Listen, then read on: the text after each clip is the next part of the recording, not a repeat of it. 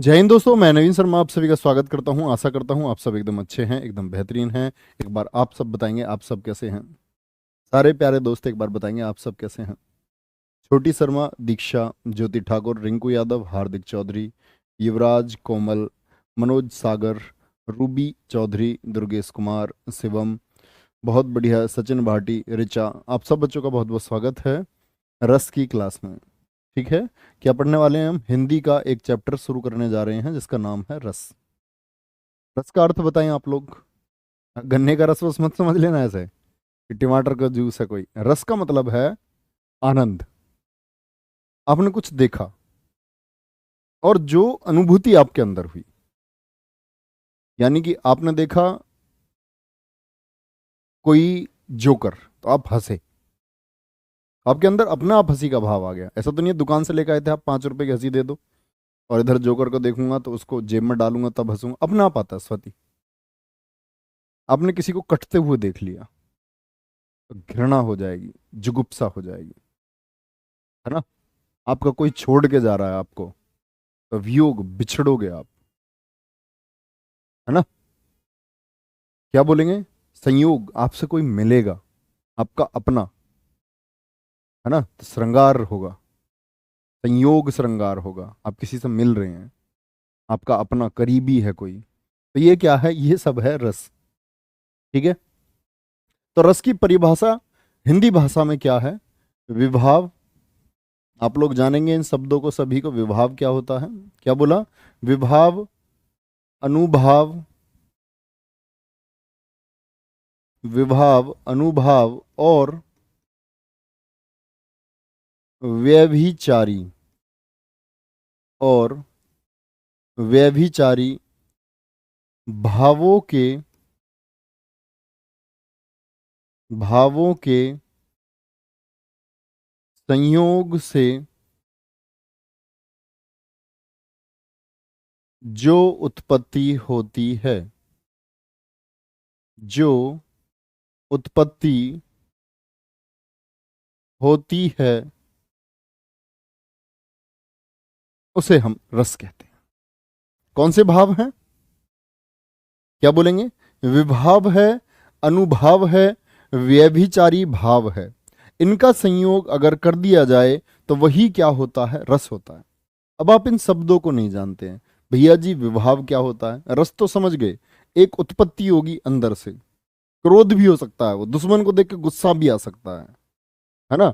अपनी वाली को देख के प्यार भी आ सकता है, कुछ भी हो सकता है।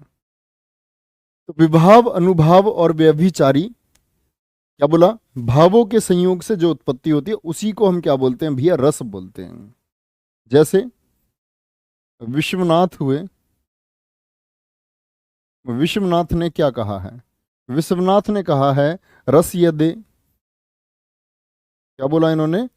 रस, क्या बोला? बोलोगे? रस यते आस्वादते, आस्वादते इति।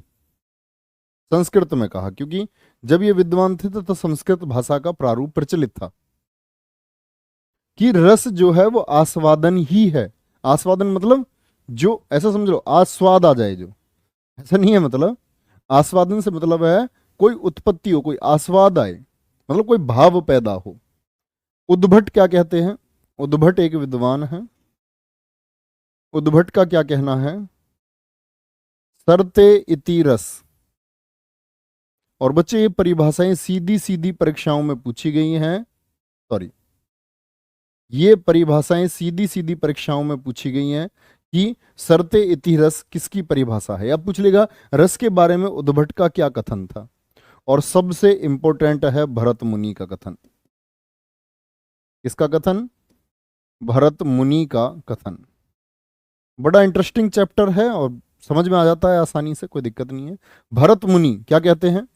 विभाव, अनुभाव, व्यभिचारी भाव, तीनों को इकट्ठे किया। बहुत बढ़िया। क्या बोलोगे? विभाव, एक साथ लिखना। क्या बोलोगे? विभावानुभाव, दीर्घ संधि हो गई ना। विभाव अनुभाव, विभावानुभाव नहीं हुई है ना। एक साथ लिखना, बस उन्होंने एक ही साथ लिखा। व्यभिचारी, एक साथ, अलग नहीं बिल्कुल भी। विभावानुभाव, व्यभिचारी, क्या बोले, व्यभिचारी, संयोगा, संयोगा, दररस, निष्पत्ति, निष्पत्ति मतलब उत्पत्ति। तो कौन से नाम उन्होंने लगा दिए? विभाव, अनुभाव, व्यभिचारी के संयोग से रस की उत्पत्ति होती है। एक बार आंख बंद करके बोलो, विभावा, क्या बोलेंगे, विभावानुभाव व्यभिचारी संयोगाद्रस निष्पत्ति। ठीक है, बहुत बढ़िया, कोई गजब, वेरी गुड। ये परिभाषा बहुत पूछी जाती है, लिख करके देता है परिभाषा किसने दी है, तो ये भरत मुनि ने परिभाषा दी है। अब भरत मुनि कहां से आ जाते हैं? भरत मुनि है कौन? तो भरत मुनि की एक प्रसिद्ध रचना है नाट्य शास्त्र। कौन सी रचना है? नाट्य शास्त्र, जिसको हम पांचवें वेद का दर्जा भी देते हैं। नाट्य शास्त्र रचना में किसको देते हैं पांचवें वेद का दर्जा? नाट्य शास्त्र को देते हैं। अब ये नाट्य शास्त्र क्या है? नाट्य शास्त्र में आपको एक दिख रहा होगा नाट्य, नाट्य कला। तो बच्चे ये सोचो, कोई शास्त्रीय नृत्य को जब प्रस्तुत करता है, आपने कभी देखा हो किसी को, है ना, किसी नृत्य को करते हुए, तो वहां डांस में सिर्फ हाथ की कलाएं नहीं, जैसे हाथ की कलाएं नहीं, मतलब चेहरे के एक्सप्रेशन भी काम करते हैं। मतलब अभिव्यक्ति क्या है, आपका नाट्य क्या है, क्या बोलेंगे? नाट्य मतलब होती है एक्टिंग, अभिनय। अभिनय के ऊपर दो चीजें होती हैं बच्चे, ये एक होता है आपका नाट्य और एक होता है नृत्य। नृत्य तो सभी जानते हैं, नाच को बोलते हैं। नाट्य क्या होता है? अभिनय होता है। क्या होता है? अभिनय, एक्सप्रेशन। और नृत्य क्या होता है? संगीत के साथ जो लय मिलती है, संगीत पर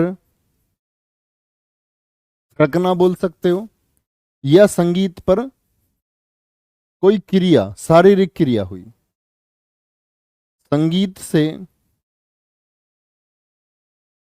उत्पन्न शारीरिक क्रिया। जैसे भगवान शंकर ने सबसे पहले क्या किया? नृत्य किया।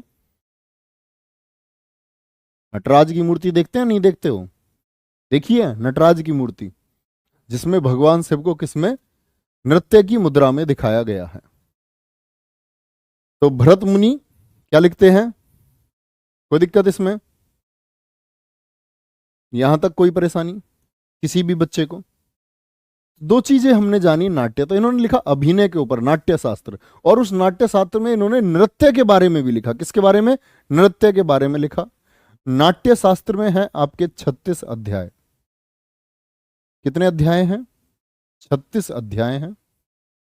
और इसका नाट्य शास्त्र के 36 अध्यायों में से जो 6th अध्याय है, छठा अध्याय है, जो छठा अध्याय है, वो छठा अध्याय बताता है, 7वां अध्याय है, 7वां अध्याय बताता है भाव के बारे में, और छठा अध्याय बताता है रस के बारे में।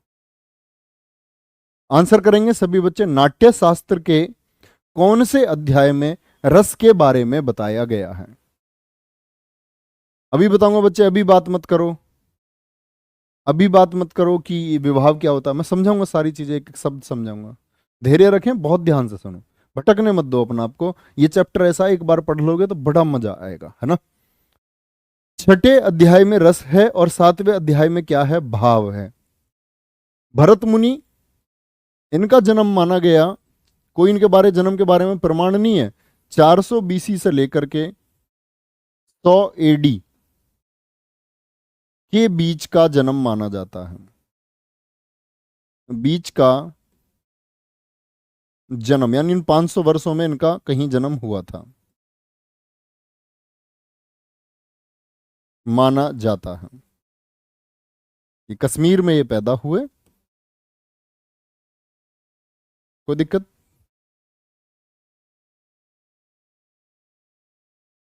अब आते हैं आगे अपनी बात को बढ़ाते हुए। तो भरत मुनि क्या कहते हैं?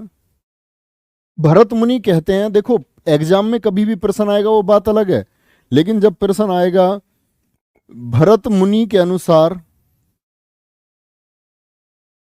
के अनुसार रसों की संख्या, क्या आंसर देंगे? 8।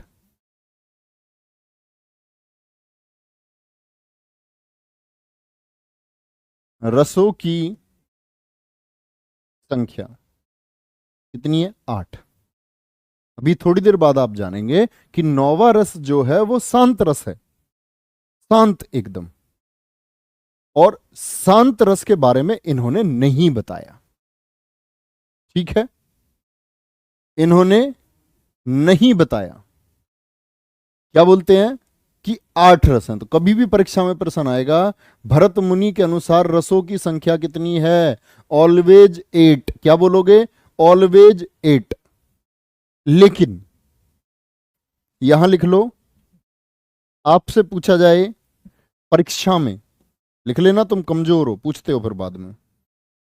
रसों की संख्या लिख लेना, परीक्षा में ये बतानी है। रसों की संख्या एग्जाम में क्वेश्चन आया तो 9।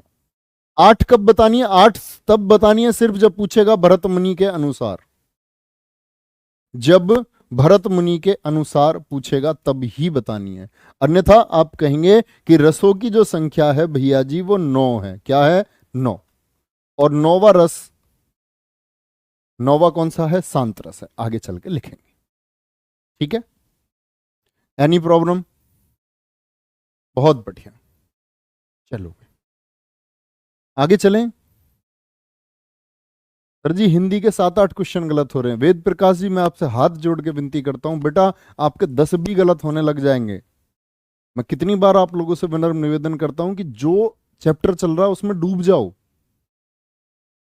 कोई अर्थ नहीं है इस बात का जो आप कर रहे हैं, इतने गलत होते हैं, कैसे सुधारूं? कोई कह रहा जी भगत सिंह पढ़ के मजा आ गया, कोई कह रहा कश्मीर फाइल्स देख के बच्चे अभी इस चैप्टर में डूबो, वो बातें आपके फ्री टाइम की हैं। चलो डिस्कस करना ना, उन सब के लिए आपके पास ग्रुप है, इतनी स्वतंत्रता दे रखी है तुम लोगों को 2 घंटे की। अब आ जाओ रस। आपसे पूछेगा रस का, ये तो हुआ रस के बारे में क्या है, रस का शाब्दिक अर्थ। रस का शाब्दिक अर्थ क्या होता है? समझो, रस का शाब्दिक अर्थ मैं कहूंगा आनंद। क्या कहूंगा? आनंद, ठीक है? यहां तक की बात में किसी को कोई दिक्कत? अब आते हैं हम रस की एक आसान सी भाषा पर। यहां से नोट करना, जब किसी, जब किसी, क्या बोला मैंने? जब किसी वाक्य को, वाक्य हो सकता है, वाक्य हो सकता है, वाक्य को पढ़कर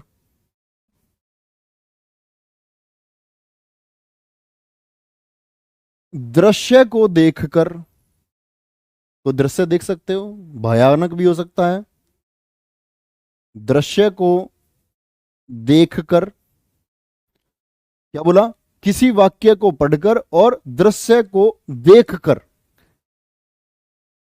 किसी बात को सुनकर, कोई बात कोई बताएगा, किसी ने बताया फोन पर कि आपके फलाने रिश्तेदार हैं उनका एक्सीडेंट हो गया, आपके करीबी हैं बहुत, किसी बात को सुनकर जो अनुभूति हो, जो अनुभूति मतलब महसूस, अंदर से जो भाव है, जो अनुभूति हो उसे रस कहते हैं। ये हुई एक आसान सी परिभाषा, जिसमें क्या शामिल हो गया आपका विभाव, अनुभाव और व्यभिचारी भाव, जिनको आप अभी तक नहीं जानते वो क्या है, वो हमें सिर्फ लिख के छोड़ दिए हैं, उनको हम अभी समझेंगे। तो शुरू करेंगे बच्चे, हम सब करेंगे, रेडी हैं? बहुत बढ़िया। कोई भी दिक्कत? रस का शाब्दिक अर्थ, जब किसी वाक्य को पढ़कर, दृश्य को देखकर, किसी बात को सुनकर जो अनुभूति हो उसी को हम क्या बोलते हैं? रस बोलते हैं। जैसे चुटकुला पढ़कर हंसना, आपको किसी ने चुटकुला सुना दिया या आपने स्वयं पढ़ा है? चुटकुला पढ़कर हंसना। राजपाल यादव को देख करके हंसी आती है जब वो कॉमेडी करता? नहीं भाई, आती तो है। आती है नहीं आती? बिल्कुल आती है। तो किसी चुटकुले को पढ़ करके आप हंस रहे हैं, ठीक है। किसी दृश्य को आपने देख लिया, कोई भिखारी भीख मांग रहा है, दृश्य को देखकर एक तरफ तो आपको बगीचा दिखा, सुंदर सुंदर बगीचा, तो आप उस तरह से रिएक्ट करेंगे। दृश्य को देखकर, या ऐसा भी तो हो सकता है दुखी हो सकते हैं। दृश्य को देखकर दुखी होना, आपने देखा यार छोटे छोटे बच्चे भीख मांगने के लिए मजबूर हैं, तो दिल में दर्द पैदा होगा। जो इंसान है उसके दिल में तो दर्द पैदा होगा उसे देख करके। तो रस का क्या बोला मैंने? ये हुआ एक कॉमन, बोलते ना, साधारण तरीके से समझना। तो समझ चुके हैं, रस मतलब किसी बात को देखकर, सुनकर, महसूस करके हमारे अंदर जो अनुभूति हुई, जो एक भाव आया। कभी कभी रोना आ जाता है, आता है ना रोना? आपने देखा गांव में किसी दलित को कुछ लोगों ने यह मान करके प्रताड़ित किया और उसके कपड़े फाड़ दिए, जीभ काट दी। आपके अंदर कैसी अनुभूति आएगी? आप कुछ कर सकते नहीं है, साधारण इंसान। और कुछ कर भी लेंगे तो ज्यादा से ज्यादा एक आध लोग को मार देंगे, एक आध के चांटा मार देंगे, जान से मार देंगे, उससे तो वो चीज खत्म नहीं होगी। एक भाव आया, दर्द का भाव, ये नहीं होना चाहिए। आता है ना? ये रस है जो स्वयं उत्पन्न हो। गुस्सा आएगा, क्रोध आएगा कि ये बदलना चाहिए, ये रस है। चलो भाई, अब बात आई इधर, तो क्या बोलते हैं? जो रस है, रस काव्य की प्राणात्मा कहलाता है। प्राण, आत्मा कहलाता है। तो कोई भी काव्य, काव्य का मतलब क्या है? कविता। छंद आप पढ़ेंगे, पंक्तियां होंगी, उन पंक्तियों में एक रस हमेशा होता है, हमेशा। बुंदेलो हर बोलो के मुंह हमने सुनी कहानी थी, खूब लड़ी मर्दानी वो तो झांसी वाली रानी थी। आया ना कुछ भाव वीरता का, है ना? तो जो वीरांगना थी वो वीरता का भाव हमें आया कि भाई वीर थी। तो हम महसूस करेंगे उन चीजों को। हर पंक्ति में, हर काव्य में, हर कविता में, हर पंक्ति में रस उपस्थित रहता है, और रस काव्य की प्राणात्मा कहलाता है। किसने बोली ये परिभाषा? आचार्य रामचंद्र शुक्ल ने। किसने कही? आचार्य रामचंद्र शुक्ल ने। ये परिभाषा किसने कही दोस्त? रामचंद्र शुक्ल ने कही। चलो नेक्स्ट।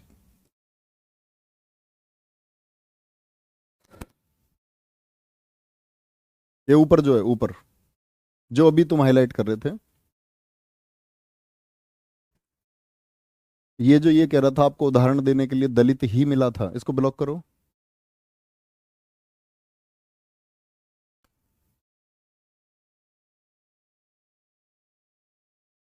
हाँ अब ठीक है। चलो, रस काव्य की प्राणात्मा कहलाता है आचार्य रामचंद्र शुक्ल। जब आप भेदभाव करते होंगे तब नहीं सोचते होंगे एक बार भी, है ना। रस काव्य की प्राणात्मा कहलाता है, किसने कहा? आचार्य रामचंद्र शुक्ल ने कहा। चलो इसे अनब्लॉक कर दो, इसकी मर्जी है, कुछ भी बोले। और बच्चे यही बात आती है, जैसे हम पढ़ेंगे एक श्रृंगार रस। श्रृंगार रस, श्रृंगार रस, ये जो श्रृंगार रस है ना, इसको हम कहते हैं रसपति या रसराज। रसपति या रसराज किसने कहा था? भोजराज ने। किसने कहा था? भोजराज ने कहा था। किसने कहा था? भोजराज ने कहा था। इतनी बात क्लियर है। रस क्या होता है? हर पंक्ति में रस हमेशा उपस्थित होगा, शुरू से लेकर अंत तक होता है। रस शुरू से लेकर अंत तक मौजूद होता है। ठीक है, वेरी गुड। चलें भैया आगे। अब आपसे प्रश्न पूछेगा, रस के अंग, रस के अंग कितने होते हैं? सीधे सीधे उत्तर 4। रस के अंग कितने लिखने हैं भैया? 4 होंगे। ठीक है, बिल्कुल वेद प्रकाश, बिल्कुल ठीक लिख रहे हैं, बहुत शानदार। क्या बोलेंगे? रस के अंग, रस के अंग कितने हैं? 4 हैं। कितने होते हैं? 4 अंग होते हैं। कौन कौन से हैं? नंबर 1 स्थाई भाव। स्थाई भाव जिनकी संख्या कितनी लिखनी है आपको परीक्षा में? 9। स्थाई भाव। अनुभाव, आपसे पूछेगा अनुभाव किसका अंग है? रस का अंग है। अब समझना है इनको, ये कितने हैं? 4 होते हैं। तीसरा आपसे पूछेगा विभाव। विभाव कितने होते हैं भैया? 2 होते हैं। और चौथा है इसका संचारी भाव। संचारी भाव मुख्य संख्या 33। संचारी भाव बहुत पूछी जाती है संख्या भैया। इन संख्याओं पर सीधे सीधे सीधे सीधे प्रश्न बनता है। सीधे सीधे प्रश्न बनता है कि स्थाई भाव की संख्या कितनी? 9। अनुभाव की संख्या कितनी? 4। विभाव की संख्या कितनी? 2। संचारी भावों की संख्या कितनी? 33 होती है। यहां तक की बात में मेरे दोस्त किसी को कोई दिक्कत? किसी मेरे भाई को कोई दिक्कत? बोलो एक बार। किसी भी भैया को कोई दिक्कत? याद हो गया इतना? ठीक है। मोनिका सांगवान गुड़िया बार बार मत लिखो। चलो, बहुत शानदार, आगे बढ़ेंगे। 35 नहीं बच्चे, 33 33 आंसर देना है सबको। शुरू करेंगे, सबसे पहले पढ़ना शुरू करेंगे स्थाई भावों को। स्थाई भाव, स्थाई भाव क्या होता है? 2 बातों से याद रख लेना स्थाई भाव को। ठीक है, स्थाई भाव दरअसल में होता क्या है? वह भाव, वह भाव जो प्रधान हो, या प्रधान भाव लिख लो। वह भाव जो प्रधान भाव हो। प्रधान भाव से क्या मतलब हुआ? इसका मतलब हुआ कि ये हमेशा उपस्थित होगा और शुरू से अंत तक बना रहता है। ऐसा नहीं होगा एक पंक्ति है कि उसमें दो दो भाव हो जाएं आपके, नहीं। प्यार है तो प्यार रहेगा पूरी पंक्ति में, तो कभी बदलता नहीं है। एक पंक्ति में एक भाव होगा। क्या बोलोगे? शुरू से अंत तक एक भाव बना रहता है। मेरे साथ इस बात को बोल दें, शुरू से अंत तक एक ही भाव बना रहता है। क्या बोलेंगे? लिखना। स्थाई भाव, स्थाई भाव जो है अंत तक बना रहता है। अंत तक बना रहता है। कितनी संख्या है बोल दें फटाफट से। स्थाई भाव आप कहेंगे भैया जी इनकी संख्या 9 है। कितनी संख्या है? इनकी संख्या 9 है। बहुत बढ़िया। चलो शुरू करते हैं। तो इधर तो आपको लिखने 9 भाव और इधर लिखने हैं उनके स्थाई भाव। ठीक है। भाव से मतलब है इधर तो रस हो गया और इधर हो गया उसका भैया स्थाई भाव। ठीक है। जैसे पहला रस, अब नंबर डालते रहे ना इन पे। श्रृंगार रस हो गया और श्रृंगार रस के हम 2 पार्ट पढ़ेंगे। संयोग श्रृंगार, संयोग श्रृंगार और मतलब इसमें मिलन होगा। और वियोग में क्या होगा? नायिका नायक से बिछड़ जाएगी। और वियोग श्रृंगार को ही हम विप्रलभ श्रृंगार भी कहते हैं। क्या बोलते हैं? विप्रलभ श्रृंगार भी इसको हम कहते हैं। स्थाई भाव क्या होगा? हमेशा रति। रति का अर्थ होता है बच्चे प्रेम। क्या होता है? प्रेम, प्यार, इसका स्थाई भाव होता है। तो पहला रस श्रृंगार, इसका स्थाई भाव क्या हुआ? रति हुआ। दूसरा रस है हास्य। क्या हुआ? हास्य। इसका स्थाई भाव क्या होगा? हंसी। क्या होता है? हंसी होगा। या इसी को हम बोल देते हैं, हास्य का हास्य मत बोलना, हंसी बोलना। और कई बार क्या होता है परीक्षाओं में हंसी ना लिख करके हास्य ही लिखा आ जाता है, मतलब हंसने का भाव आएगा। हास्य रस में किसका भाव आता है? हंसने का भाव आएगा। किसका भाव आएगा? हंसने का भाव आएगा। तीसरा है करुण रस। देखो करुण रस में क्या होता है?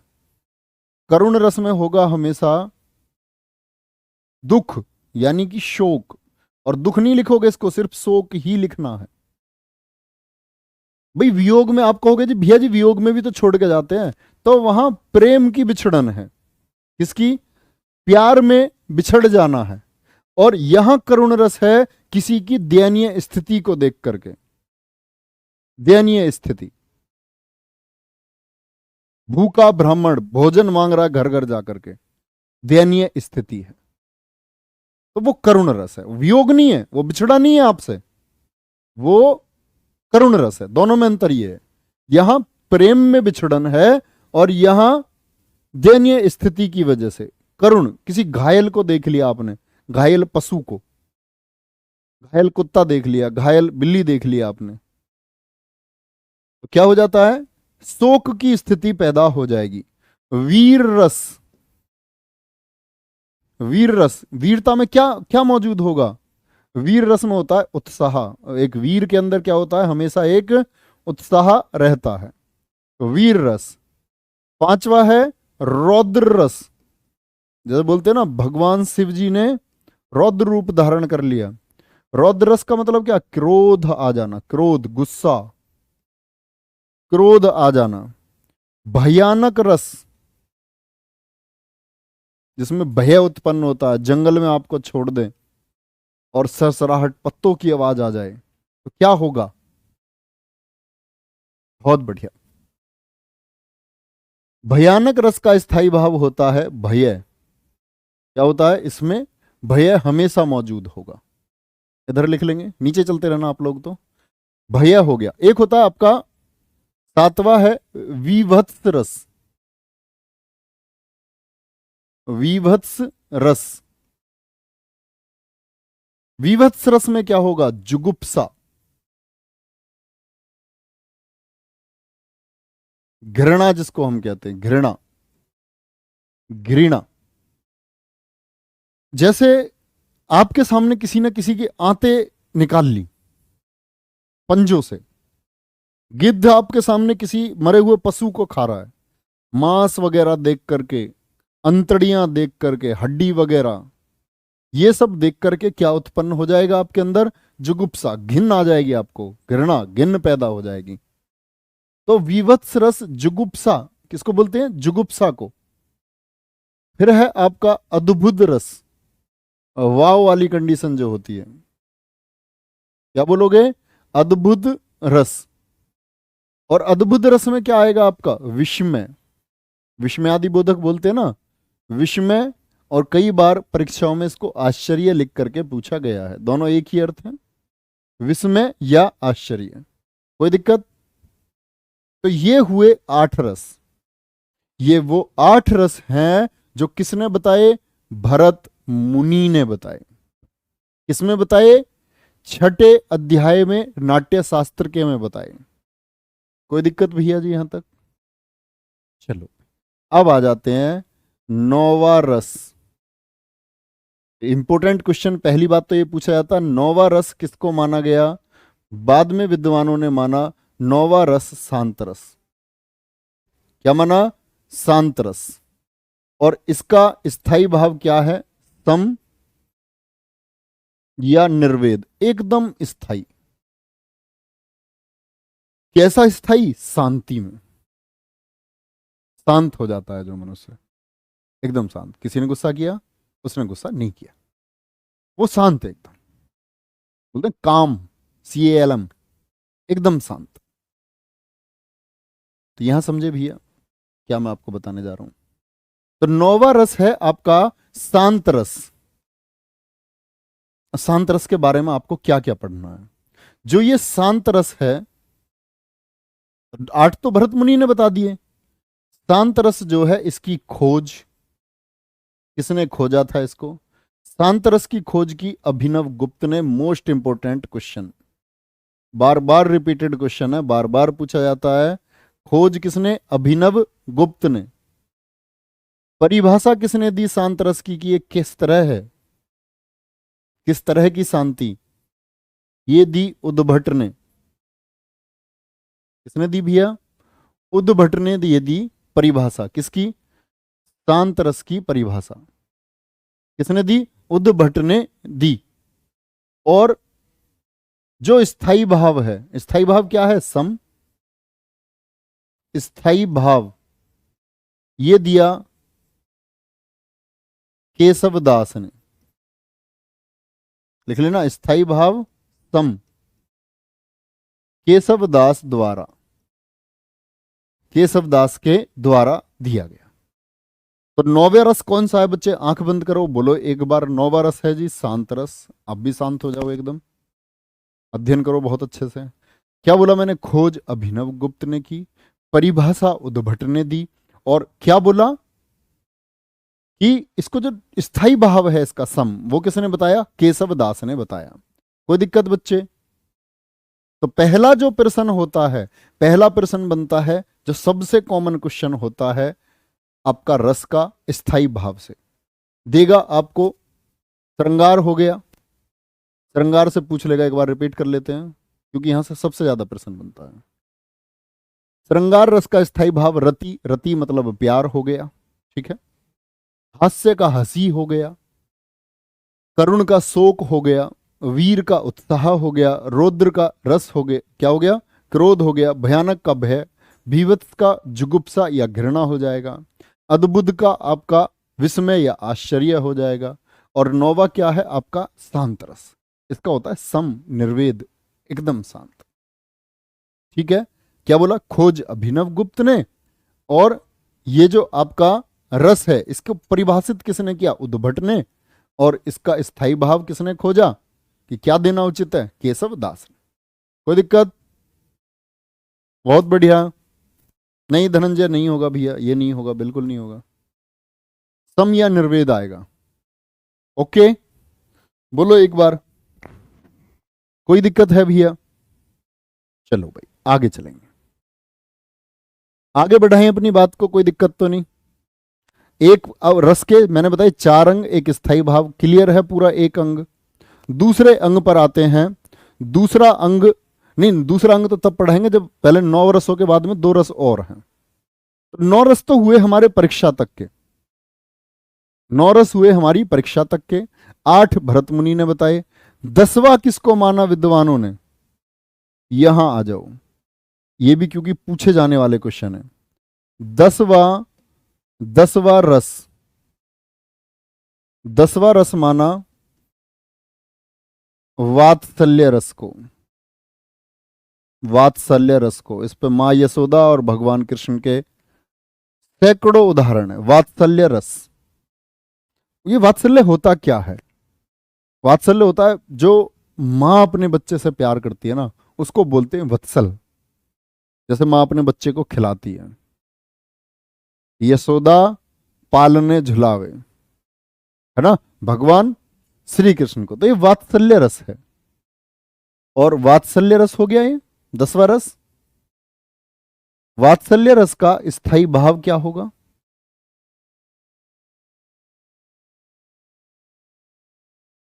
स्थायी भाव होता है इसका वत्सल। क्या होता है? वत्सल, जिसको हम वत्सल रति के नाम से जानते हैं। मतलब माँ का बच्चे के प्रति जो प्यार है, माँ का बच्चे के प्रति जो प्यार है।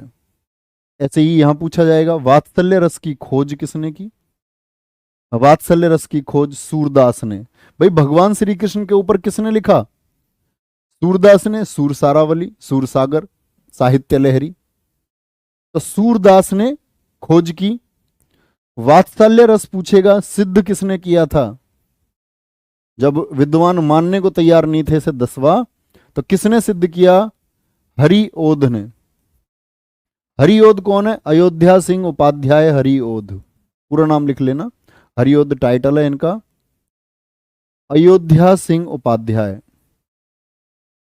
अयोध्या सिंह उपाध्याय हरिओध ने इसको सिद्ध किया।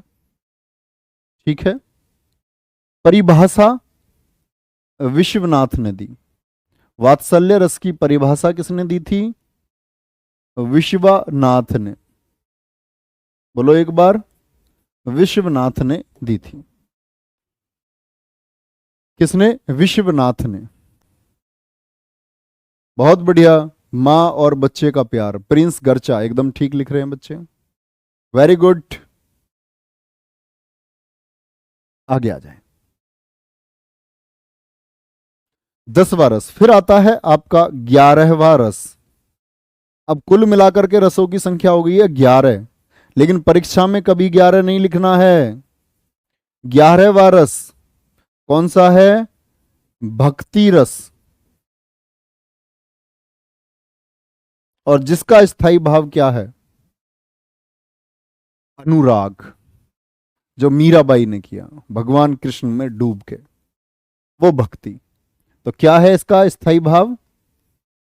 लिख लेना, भक्ति रस का स्थायी भाव होता है अनुराग। अनुराग मतलब भगवान में लीन हो जाना, भगवान में लीन हो जाना। इसी को हम बोलते हैं भगवद विषयक रति। भगवद विषयक रति,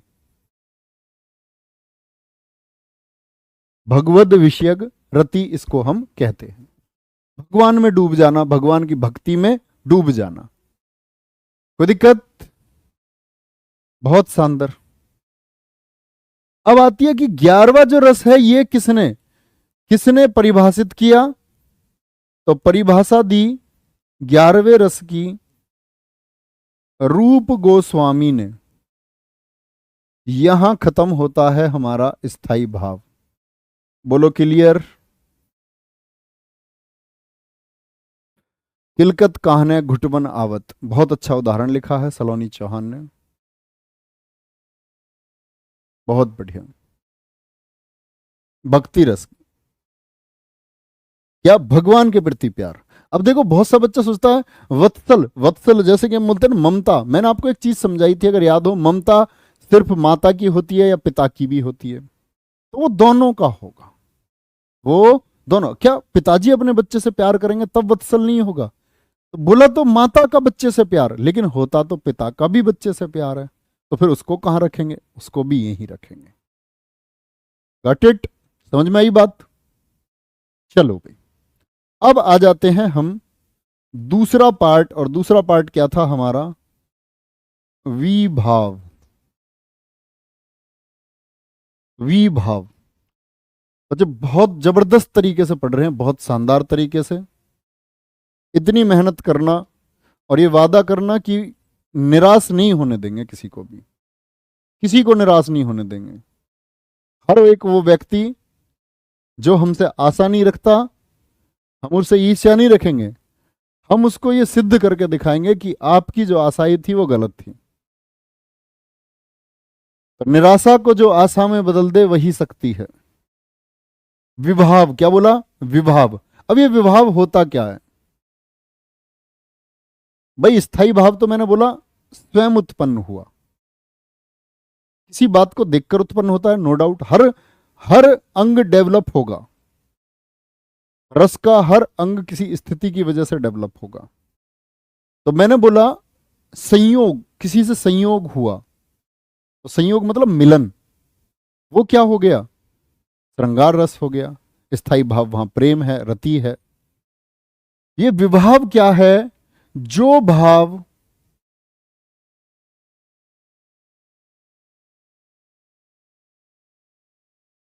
सहारा पाकर, क्या करते हैं? सहारा पाकर जगते हैं, उनको बोलते हैं हम विभाव। इसका क्या मतलब हुआ? अर्थात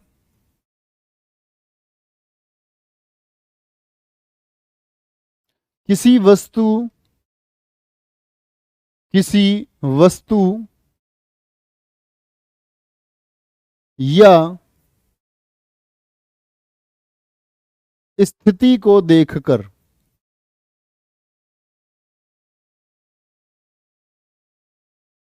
वो क्या होता है? वो विभाव होता है।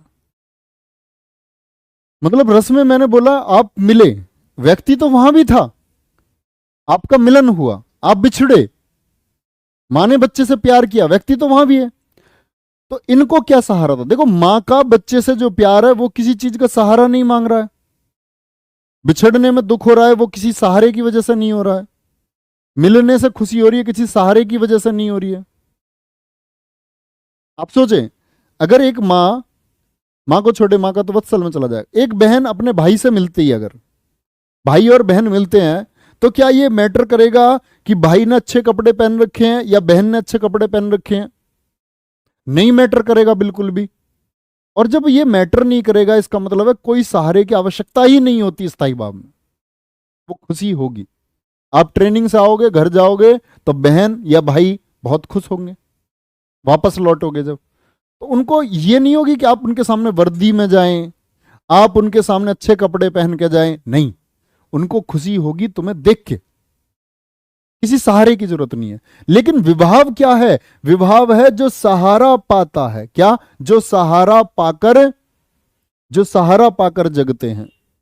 और ये सहारे क्या हैं समझो, अभी बताएंगे।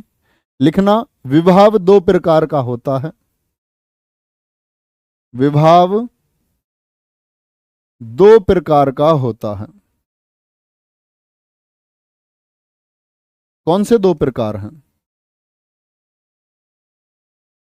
विभाव दो प्रकार का होता है। नंबर एक, आलंबन विभाव। आलंबन विभाव। और भैया दो तीन लाइन छोड़ के लिखना नीचे, दो तीन लाइन छोड़ देना, है ना। उद्दीपन, दो तीन चार लाइन छोड़ के लिखना, है ना। विभाव कितने प्रकार का बच्चे? आलंबन और उद्दीपन। आलंबन और उद्दीपन। आलंबन क्या है भैया जी? आलंबन आपके समझ में ऐसे समझो, आलंबन, आपका दुश्मन दिखा आपको, तो गुस्सा आएगा, यस और नो, आता है जनरली। कोई कोई क्रोध में लाल हो जाता दुश्मन को देख करके, अत्याचारी को देख करके। आपने कोई आतंकवादी देख लिया, गुस्सा आएगा नहीं आएगा? बिल्कुल आएगा, खून खौलेगा। अब ये आलंबन जो विभाव है, आलंबन विभाव, ये होता है दो तरह का। एक तो आश्रय और एक विषय।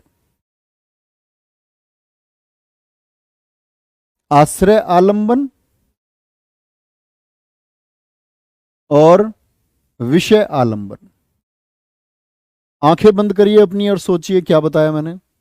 विभाव सहारा पाकर जागृत होता है और इसके दो प्रकार होते हैं, एक आलंबन और एक उद्दीपन।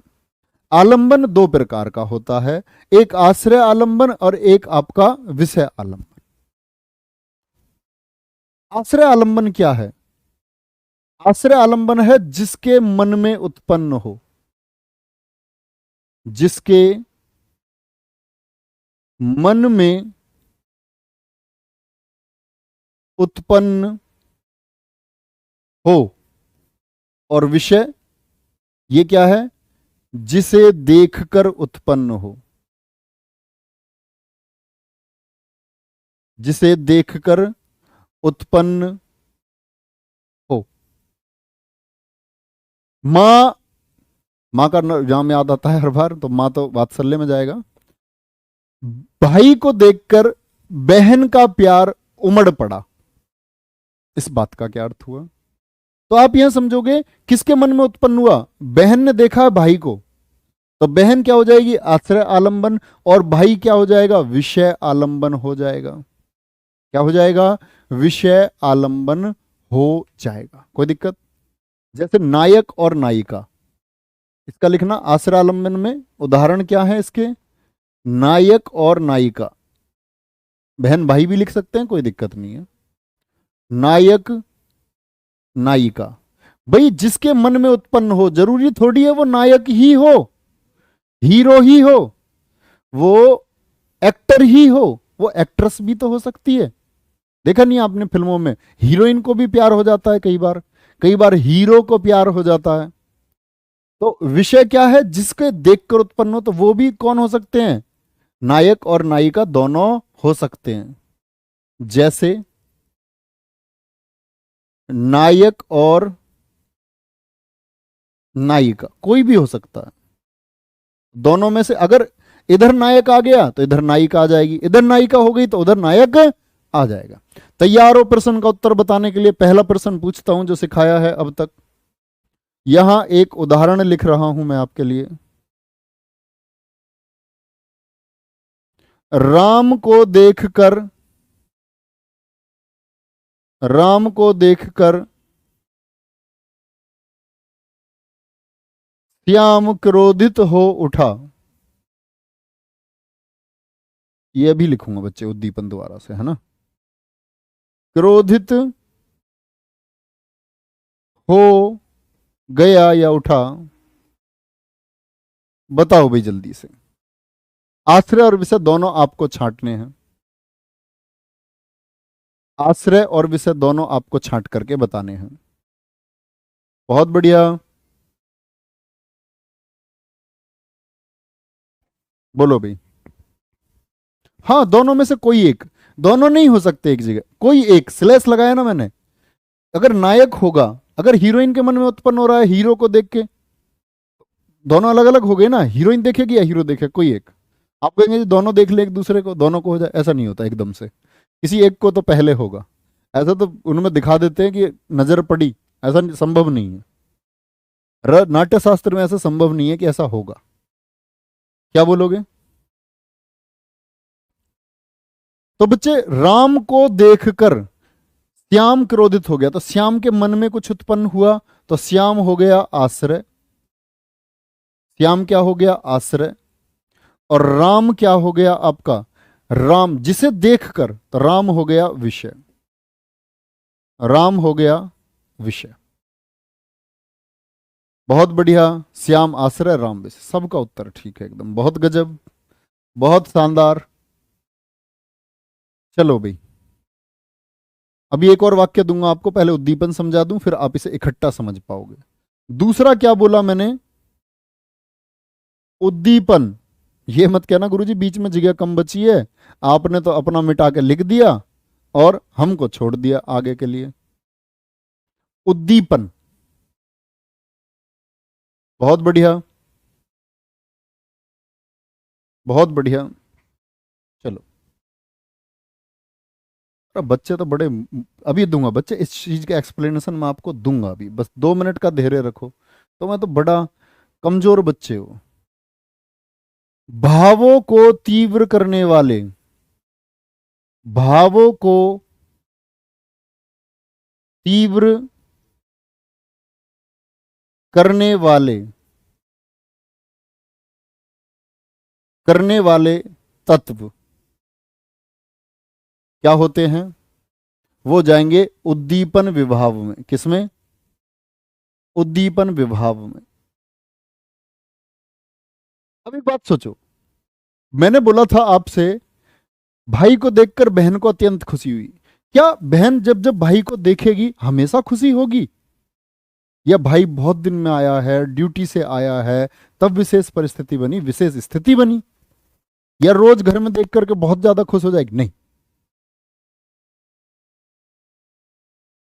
भैया का अपेंडिक्स का ऑपरेशन हुआ था, भैया आया 7 दिन में घर अस्पताल से, तो बहन खुश हुई बड़ी।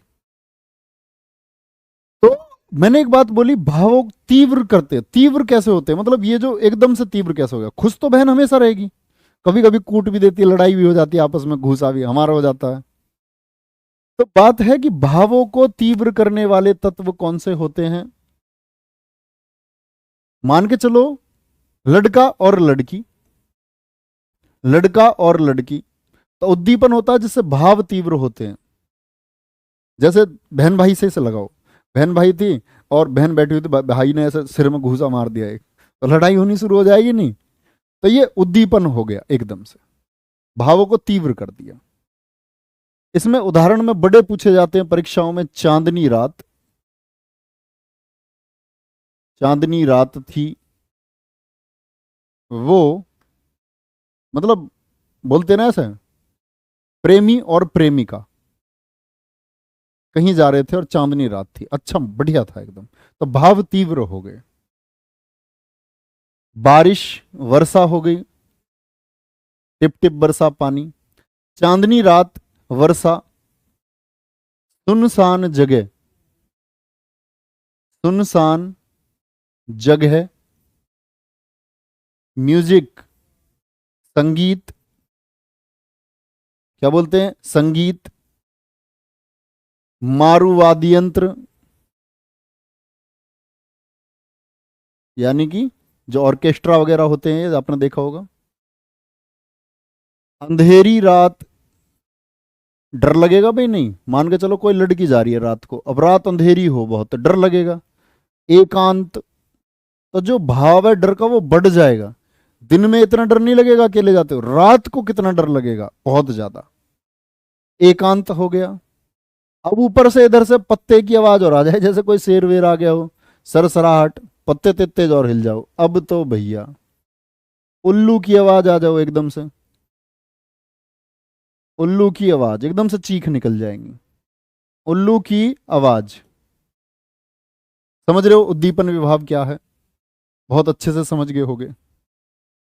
उद्दीपन विभाव क्या होता है? जो भावों को तीव्र कर दे। स्थायी भाव है, प्यार है, उसको तीव्र कर दे, डर है उसको तीव्र कर दे, गुस्से को तीव्र कर दे, है ना?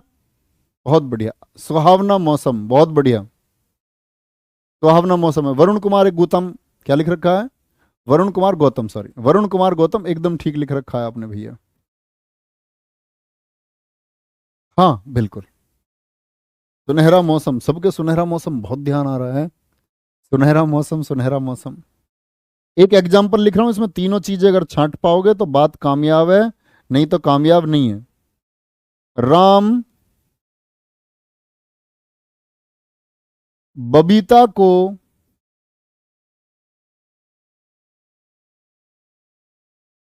सुनसान जगह पर देखकर चकित रह गया। अब इसमें आलंबन भी बताओ, आलंबन के दोनों, आश्रय भी, विषय भी, और उद्दीपन भी बताओ। सुनसान जगह पर देखकर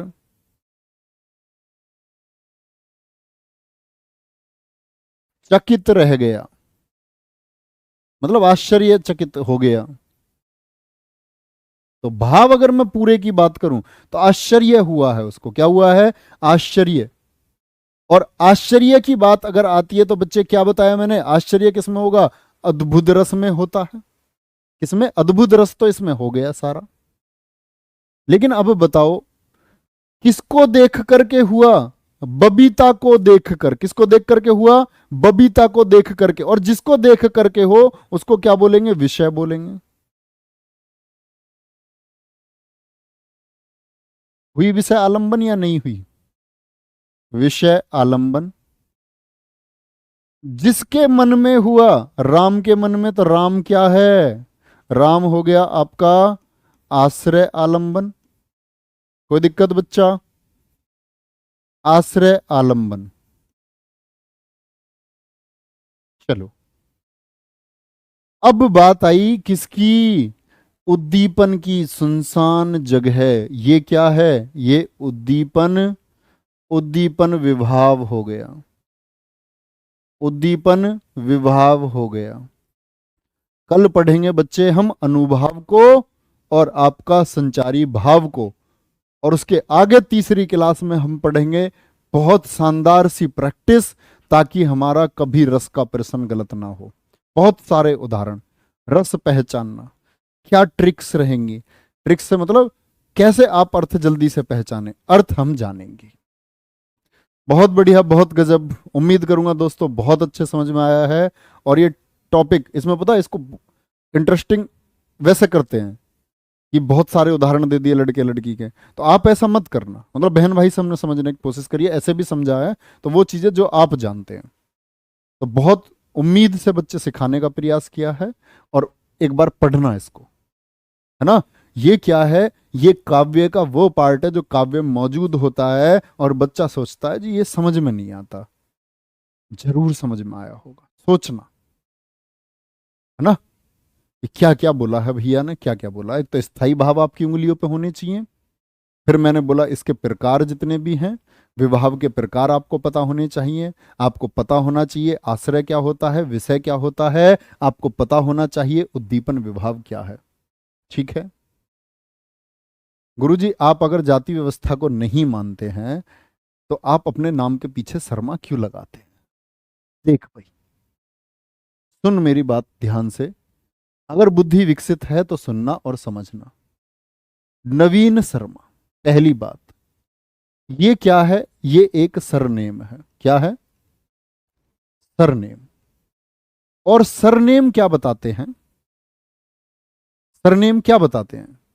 हम लोग अगर देखते हैं अपने जन्म से कि हमारा जन्म हुआ है मैं एक शर्मा, और जो जाति को मानना होता है उसका मतलब है, जाति व्यवस्था को ना मानने का मतलब होता है कि कोई किसी अन्य वर्ग का बच्चा, अन्य वर्ग का मनुष्य, मैं उसको खुद से ऊंचा या नीचा समझूं, तब मैं जाति व्यवस्था का पालन कर रहा हूं। मैं अगर इस नहीं ऊंचे नीचे को समझ रहा हूं तो मैं जाति व्यवस्था जैसी इस क्रूती और बेढंगी चीज में शामिल नहीं हूं। इस सरनेम की वजह से आप मुझे इसमें नहीं घसीट सकते हो, और मुझे इसका बड़ा गर्व है, बहुत गर्व है मुझे इसका। लेकिन मेरा गर्व कब है, जब मैं उन झूठे ब्राह्मणों की तरह दंभ ना करूं जिन्होंने उनके हाथ से पुस्तकें छीन ली, जिन्होंने झूठे, मतलब वेद पवित्र है, ऋग्वेद सबसे पवित्र है, अथर्ववेद उतना पवित्र नहीं है। और मैं दंभ में कब, उन झूठे ब्राह्मणों के सहयोग में या उनके पक्ष में मैं कभी खड़ा ना हूं जिन्होंने लोगों से पुस्तकें छीनी और वेदों के एक झूठे प्रकरण को लोगों के सामने ला करके कि वेदों में यह लिखा है। वेद पढ़े किसने, बाकी लोगों को वेद पढ़ने का मौका नहीं मिला, उन्होंने बोला वेदों में यह लिखा है। तो मैं उस प्रकार का ब्राह्मण नहीं होना चाहता हूं। और ये नहीं डिसाइड कर सकता, किसी का नाम है देवराज भाटी, इसका मतलब ये हो गया कि इस व्यक्ति ने अपने नाम के आगे भाटी लगा लिया है, योगेश ठाकुर लगा लिया, रोहन गौतम लगा लिया, मोहित कुमार लगा लिया, अरविंद कठेरिया लगा लिया, तो इसका मतलब वो जाति व्यवस्था को मानता नहीं। जाति व्यवस्था मानने की बात है बच्चे, जात पात का भेदभाव। आर्टिकल 15 का पालन जो नहीं करता वो इंसान नहीं है। धर्म के आधार पर, जाति के आधार पर, स्त्री और पुरुष लिंग के आधार पर किसी प्रकार का भेदभाव ना करें। स्वयं को आर्टिकल 15, सिर्फ अगर संविधान पढ़ते हो ना, संविधान, तो उसमें अगर एक आर्टिकल का पालन हो जाए ना, आर्टिकल 15 का, सब बढ़िया है। उसके बाद में आता ना शोषण का अधिकार। तो शोषण का अधिकार, शोषण तो तब हुआ ना अगर पहले ही 15 पर खत्म हो जाए ना, किसी प्रकार का भेदभाव ही ना करे, तो अपना आप बाकी चीजें सब खत्म है। जो बाद का हाई कोर्ट, ये सुप्रीम कोर्ट है ना, ये सब खत्म है। लेकिन वो कहते ना राम राज्य, नैतिक राज्य, उसकी स्थापना कभी थी, अब नहीं होगी, संभव नहीं है। क्योंकि हम एक फैमिली में बैठ करके मैं आप 2-4 हजार, 10 हजार, 20 हजार लोगों को समझा सकता हूं, लेकिन क्या ये माइंडसेट सभी लोगों का बदल पाएगा? क्या हम अपनी इस बात को औरों तक पहुंचा करके क्या उनको मना पाएंगे? क्या सच में कोई व्यक्ति मुझ पर विश्वास करके ये समझेगा कि मैं फर्क नहीं करता? बहुत से लोग बोलेंगे नहीं, ये व्यक्ति ये व्यक्ति सिर्फ हम लोगों को गैस गैस बोलते हैं ना, ऐसे कि अच्छा बनने के लिए ऐसा करता है। ऐसा भी तो होते हैं बहुत सारे लोग, वो बोलेंगे इसलिए ये बोला गया। तो सभी लोगों का हम जो मस्तिष्क है वो परिवर्तित नहीं कर सकते हैं। लेकिन मुझे बड़ी खुशी होगी अगर इस कक्षा को देखता हुआ कोई एक बच्चा मेरे शब्दों का पालन कर पाया, तो मेरा जीवन इस बात के लिए धन्य होगा कि कोई एक ऐसा मैं परिवर्तित कर पाया जिसने कोई बदलाव लाया अपने जीवन में, कम से कम खुद के लिए बदलाव लाया। तो वो एक बड़ी सफलता होगी। वो एक किसी को करेगा, ऐसे ही तो लोग होंगे। ठीक है, अपना ख्याल रखें, बहुत बहुत ख्याल रखें। मिलते हैं कल की क्लास में। बाय बाय, टेक केयर, जय हिंद, जय भारत। पढ़ते रहिए, आगे बढ़ते रहिए।